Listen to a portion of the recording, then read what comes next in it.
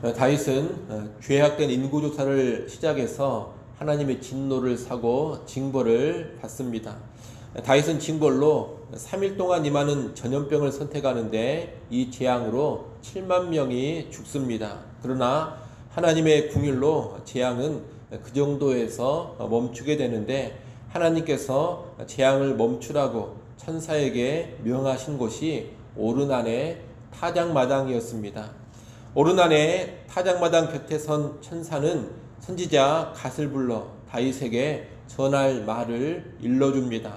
오르난의 타작마당에 여호와를 위하여 제단을 쌓으라는 겁니다. 이 명령을 받은 다윗은 오르난의 타작마당으로 갑니다. 다윗은 오르난에게 백성 중에 퍼진 전염병을 멈추기 위해 여기에 제단을 쌓아야 하니 타작마당을 제값에 사겠다고 합니다.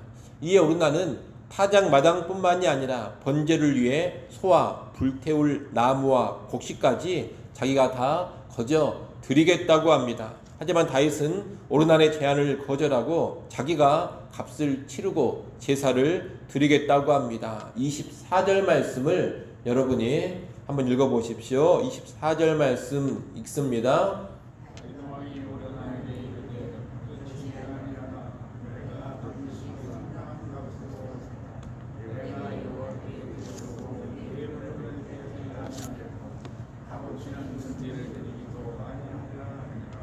아멘.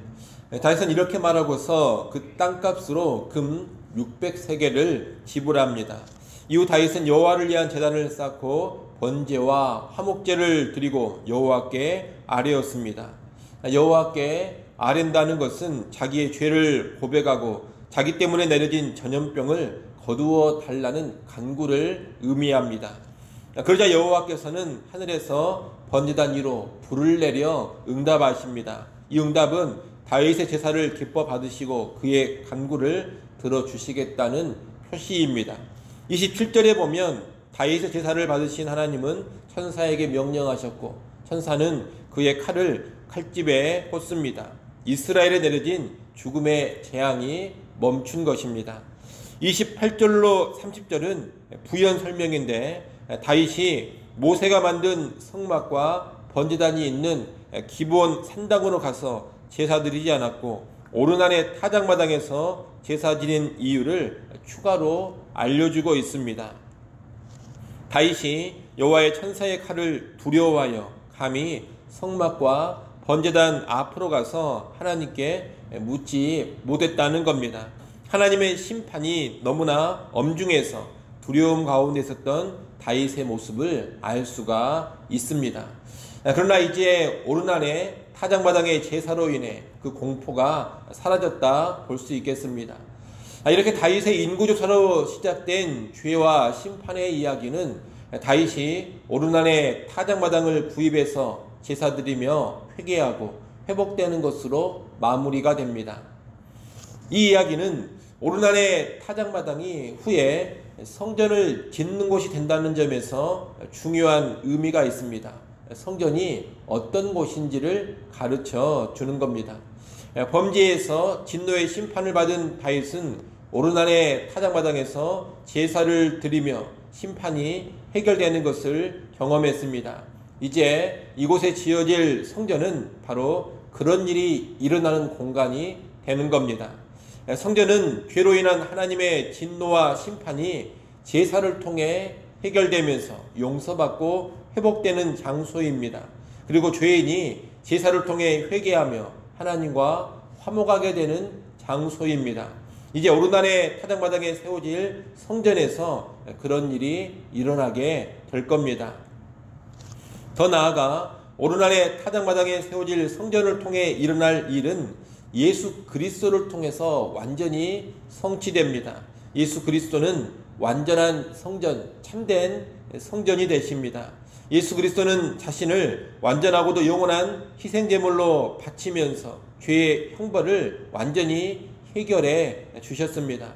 죄의 삭신 사망을 처리하시고 죄인이 의롭게 되어 하나님께 나아가 하나님과 화목하게 되는 길을 여셨습니다. 이 성전 되신 예수님 안에서 죄인들은 하나님의 진노와 하나님의 심판을 피하게 됩니다.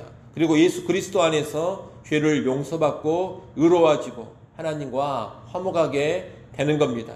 예수 그리스도 안에서 죄인이 의인으로, 사망이 생명으로 바꾸어지는 그런 역사가 일어나는 겁니다.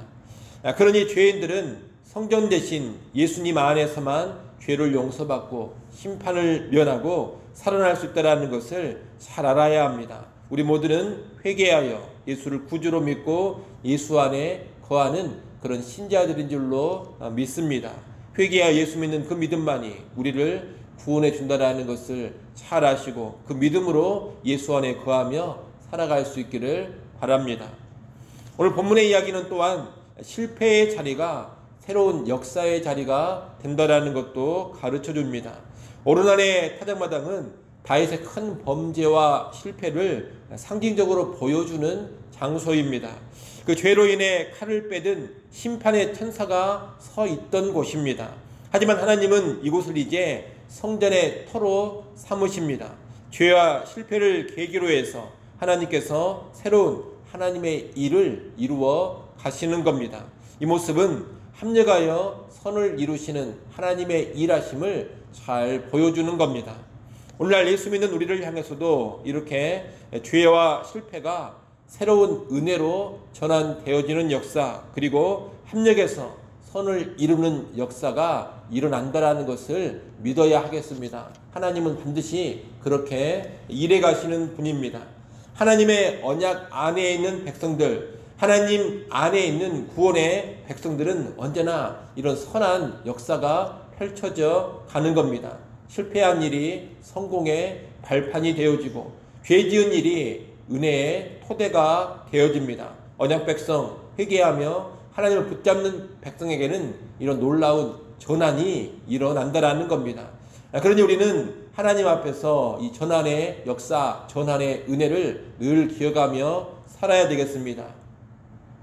여러분, 아무리 내가 큰 죄를 지었고 큰 실패를 했다 하더라도 얼마든지 다시 새롭게 회복될 수 있다는 것을 알아야 됩니다.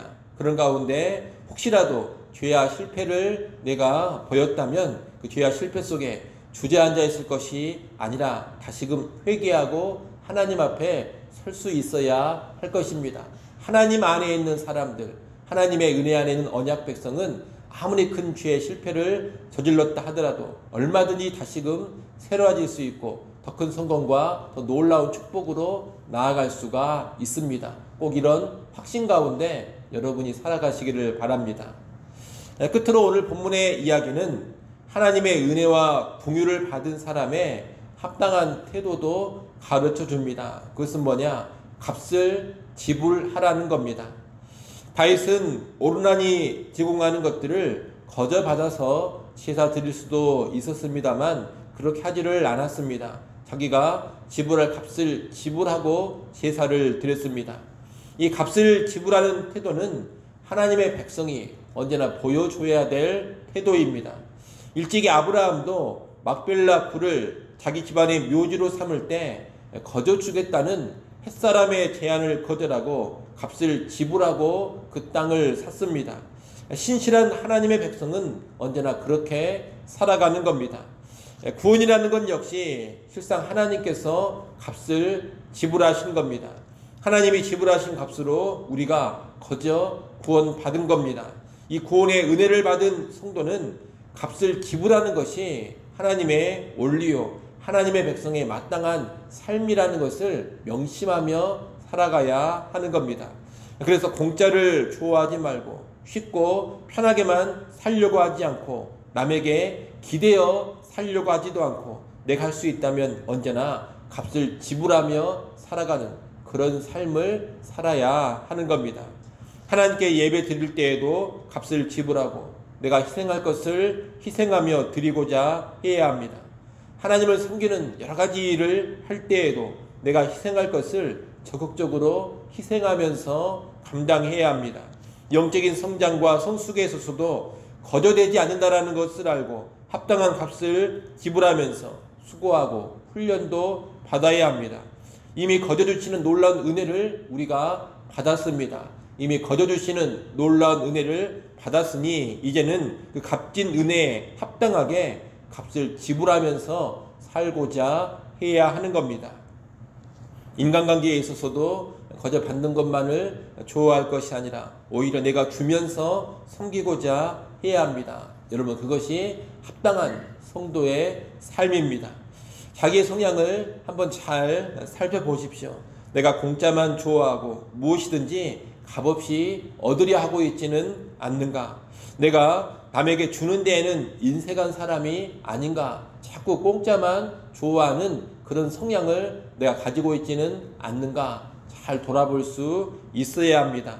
그리고 혹시라도 그런 모습이 있다면 여러분이 변화시켜 가시기를 바랍니다. 합당하게 늘 값을 지불하고자 하는 그런 인생으로 여러분을 변화시켜 가십시오. 그럴 때 하나님의 더 놀라운 은혜를 받아갈 수가 있을 겁니다. 아무쪼록 우리 모두는 거저 받은 구원의 은혜를 이미 받은 자로서 하나님 앞에 늘 합당한 값 지불하며 살아갈 수 있기를 간절히 소원합니다.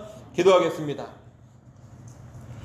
하나님 아버지, 오르난의 타작마당에서 다윗이 제단을 쌓고 제사 드린 이야기를 보았습니다.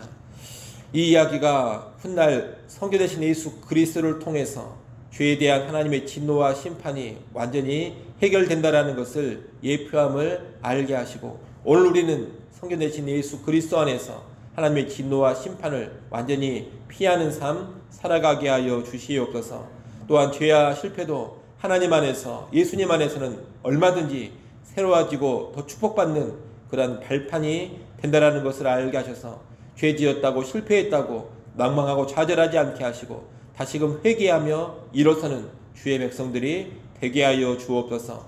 또한 하나님의 은혜를 받은 하나님의 백성은 합당한 값을 지불하며 살아가는 인생인 것을 깨닫게 하셔서 언제나 기꺼이 지불할 값을 지불하며 살아가게 하여 주시옵소서. 아버지 하나님, 시간도 하나님께 나와 엎드려 기도합니다. 하나님께 나와 다시금 주의 은혜를 구합니다. 주의 백성들을 긍휼히 여겨주시고 하늘의 은혜를 허락하여 주시옵소서. 모든 걱정과 근심과 염려는 다 사라지게 하시고 하늘 평안 누리게 하여 주옵소서. 우리 인생의 모든 상황 속에서 하나님의 은혜를 누리며 하나님의 능력과 하나님의 도우심을 누려가게 하여 주시옵소서. 오늘 하루도 늘 주님과 동행하는 삶 되기를 소원하오며 예수님의 이름으로 기도드리옵나이다. 아멘.